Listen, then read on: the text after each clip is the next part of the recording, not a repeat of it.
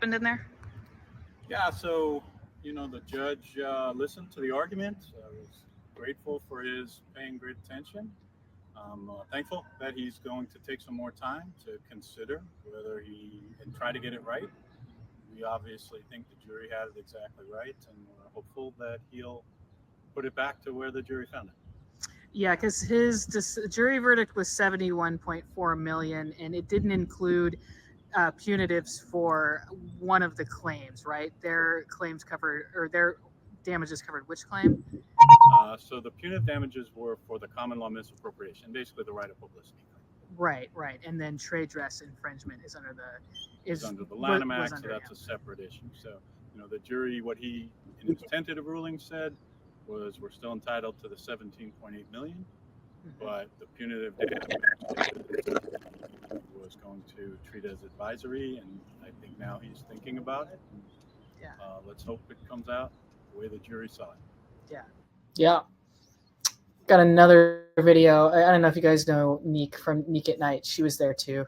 I got video of her asking a couple of questions. They didn't really say all that much. I mean, it's not like they rehashed the entire argument and everything, but almost 40 likes short. Yeah, let's get some more likes, guys.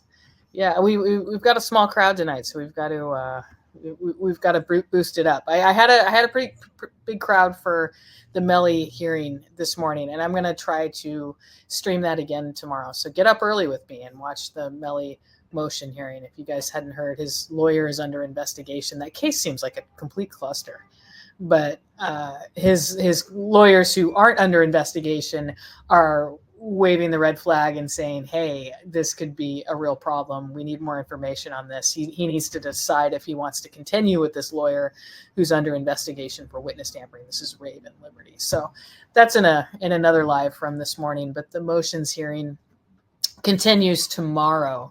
So that'll be interesting to check out. Although, I mean, I think the judge is kind of kidding himself when he says, this is actually going to go to trial in September. This is going to happen. It's like if his lawyer gets arrested and charged in the case, he's going to have to get an entire new defense team, and it's a capital case. So, but anyway, let's see the other video here of Neek. If you guys don't subscribe to her page, you should. Neek at Night. Got a clip here of oh,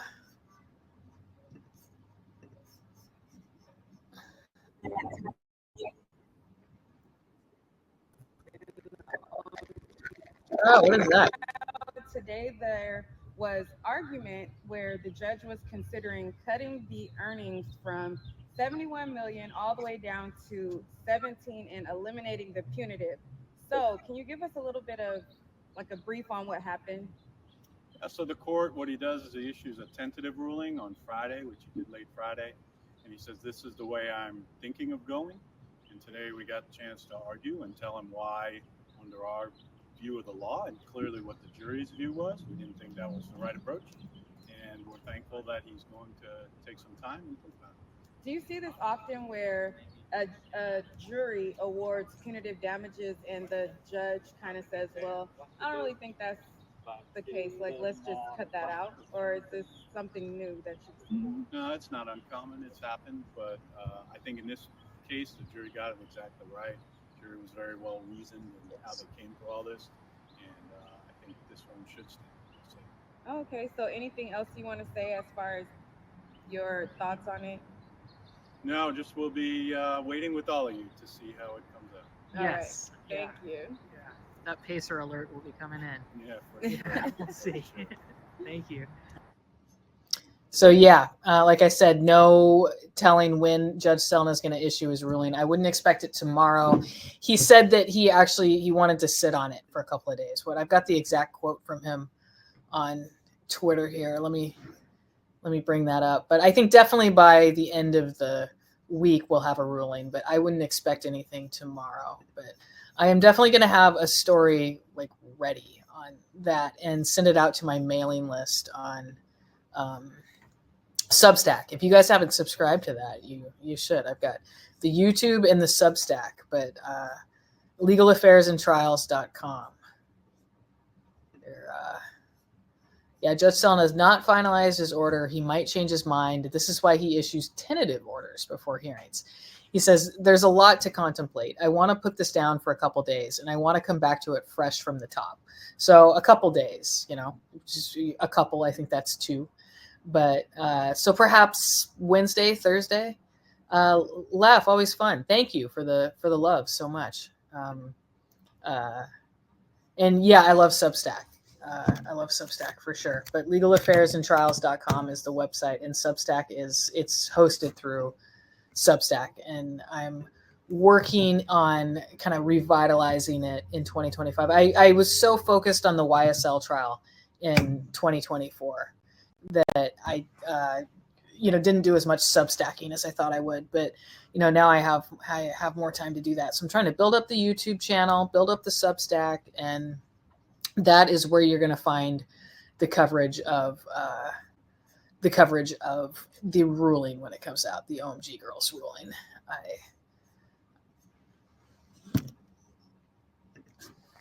This is the coverage of the verdict back in the day, back in September when they got the 71 million. Here's the verdict form. You can see the dolls there, and they've had pictures kind of comparing them here. Oh, this is T.I. The T.I. actually talked to Nancy on the phone. Nancy got him on FaceTime and talked to us, so it was fun.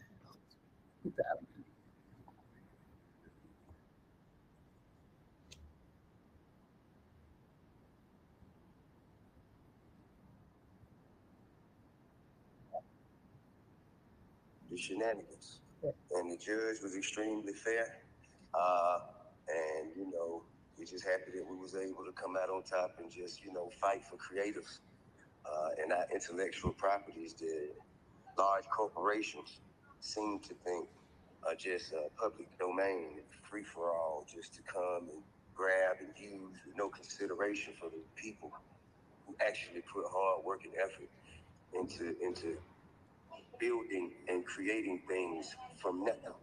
Mm-hmm. So that's how I feel. I'm happy, but not for me more so for my wife and my daughter and my nieces, because I watch how hard they worked, and I know how much this means to them, and I'm just happy for them. And during the trial, the CEO or the founder of MGA called you, your side, extortionists, and it was a money grab. Can you respond to this now being the verdict? What would you say? Well, I think that was, a bully tactic, trying to paint me as the bad guy when really they were the ones who, were I guess, they were at fault. They were the ones who came and ripped us off, and I guess expected us to not have the audacity to stand up and speak for ourselves. And I say, my wife was the most adamant about making sure that every stone would be turned, and every recourse would be taken. All recourse would be taken to ensure that we would protect the brand that the girls and her worked so hard to build and create. Mm-hmm. But I think that kind of condescension, it comes from when you're not really in touch with the reality of culture. After you've gone so long, kind of having it your way and nobody really standing up and speaking up against you, people kind of tend to believe that they're in the right. And, that could be a very, very dangerous place for a person running a corporation, because you have to, if you're running a business, you're serving people, you have to have a touch on the reality of culture, especially if you're marketing to Black and brown people. But I know, I always knew, how proud I was of my daughter.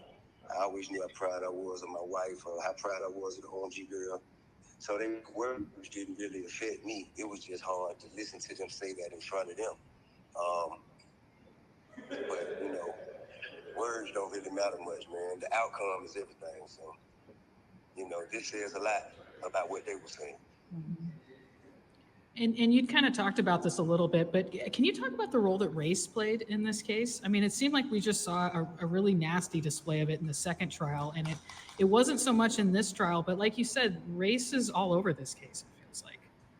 Do you feel that way? mean, I don't want to imply, because the judge, who's been very fair to both sides, and has been very clear that he didn't want, any mud slinging or anything like that. So I don't want to perpetuate that. I think, man, if you have a good feeling about something, I would just say, listen to it. But I don't want to go against what the judge's intentions were. Sure. He's been nothing but fair to us. Sure. Hey, T.I., one question from Al Fila for Nick at Night. Just wanted to say, man, and commend you on the way that you handled yourself in court and your family. Showed great leadership, man. And I'm proud of you, my brother. Man, thank you. I appreciate you guys. Thank you guys for coming in and, dedicating your time and attention, to reporting this, because, if nobody knows about it, it goes unheard of, unseen. It's easier to sweep under the rug. And so you guys bringing attention to it, letting the people know what was going on so they could chime in and offer input. So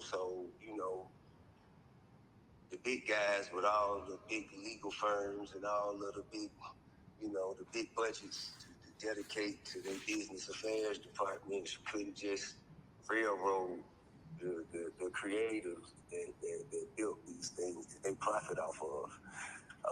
I just truly appreciate that. I think that it's a great day, not just for us personally, but for creatives all over. And can we say, where are you today? You're not here, so just maybe what you're up to. Okay, well, I'm filming my second film as a director. I put out Departments last year, so we're filming Departments 2. I just wrapped there, and I have to fly to Scottsdale, Arizona. It's a private event for Michael Phelps. He asked me to come and celebrate with him.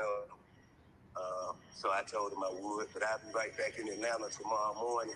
His birthday's on Wednesday. To celebrate. Wednesday. Happy birthday, bro. Wednesday. Wednesday, right? Yes, on the 25th. Okay. Nice. Okay, well, thank you so much for your time. Uh-oh, we lost him. So it was Nancy from Rolling Stone who got that interview set up, but that was cool. Here he is outside court again. It's the most engaging, you know what I mean? After closing. And I think it touched on all of the facts, all of the points of reference, all the evidence that had been presented. And there was a word that was used that I appreciate called common sense. What could a rational, logical person who has nothing to gain, when you look at this and you look at that, what would you walk away? And common sense says, whether it was one person, the person at the top, the person in the middle, or whoever did it, somebody had to have some influence or inspiration from this to give you that. Period. Yeah. And anybody can conclude that. I think that's what the closing argument should. All right. Well, thank you. I don't want to hold you up. It's a short lunch.